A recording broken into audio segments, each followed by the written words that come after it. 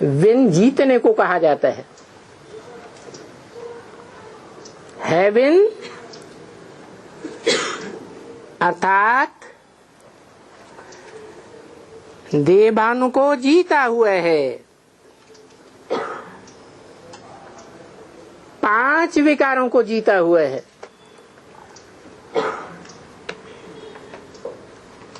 तो वो हैविन कहो या स्वर्ग कहो, बेहद का आत्माओं का बाप ही रचते हैं। और बच्चे ये भी जानते हैं कि वो आत्माओं का बेहद का बाप जिसका नाम शिव है, काम के आधार पर ही नाम पड़ते हैं।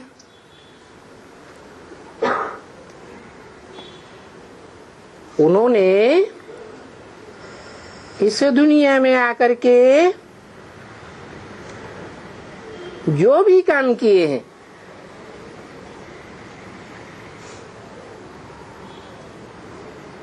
और काम तो इंद्रियों से ही किए जाते हैं, शरीर से ही काम किया जाता है। तो वो आत्माओं के बेहद के बाप ने इस दुनिया में आकर जो भी काम किए हैं सारे ही कल्याणकारी काम है। शिव का अर्थ ही है कल्याणकारी। उनकी जयंती भी जरूर मनाते हैं। जयंती साकार की मनाई जाती है, जन्मदिन साकार का मनाया जाता है या निराकार का मनाया जाता है? तो निराकार आत्मा जो सदैव निराकारी स्टेज में रहने वाला है, वो भी इस षष्ठी रंगमंच पर आकर के शरीर धारण करता है और उस शरीर की कर्म इंद्रियों के द्वारा जो भी करता है, जो भी बोलता है, सब कुछ कल्याणकारी। अकल्याण का नाम निशान नहीं। इसलिए उनकी जयंती मनाई जाती है। जयंती माना ही जय जयकार। इस सृष्टि का अंतिम छोर होता है जब अंत में बाप प्रत्यक्ष होकर के सारी दुनिया में जय जयकार कराई देते हैं। और आते भी कब हैं? जब इस सृष्टि पर घोर अज्ञान की अंधकार की रात्रि हो जाती है। सारी दुनिया तो घोर अज्ञान अंधकार की रात्रि में होती ही है। सभी धर्म वाले, सभी देश वाले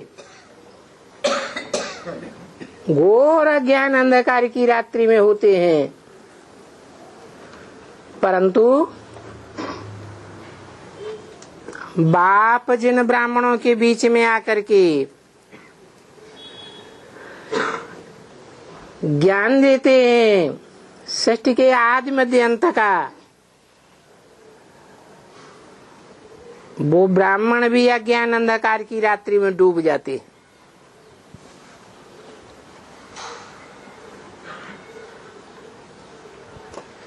ऐसी अज्ञान अंधकार की रात्रि में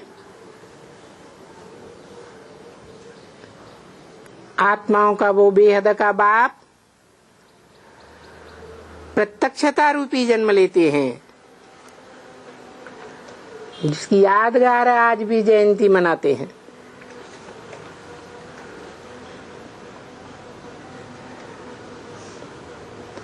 अभी दोनों अक्षर का अर्थ दुनिया में कोई नहीं जानते।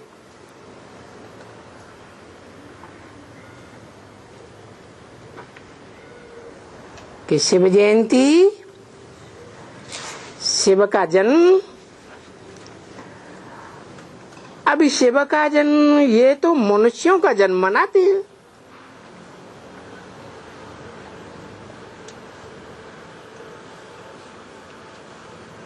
मनुष्य गर्भ से जन्म लेते हैं तो उनका जन्म दिवस मनाते हैं।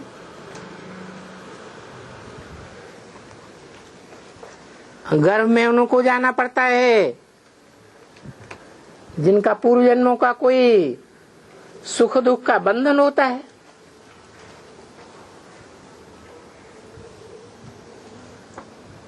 शिव का तो कोई इस प्रकार का बंधन ही नहीं होता। वो तो सदैव निराकारी है।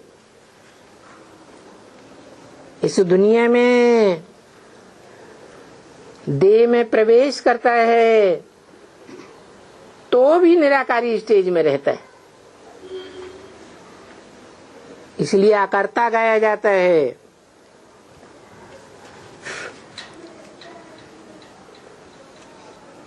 क्योंकि आत्मिक स्थिति में जो कर्म किए जाते हैं उनका कोई कर्म बंधन नहीं बनता। वो एक ही सुप्रीम सोल है जिसका शरीर में पार्ट बजाते हुए भी कोई कर्म बंधन नहीं बनता।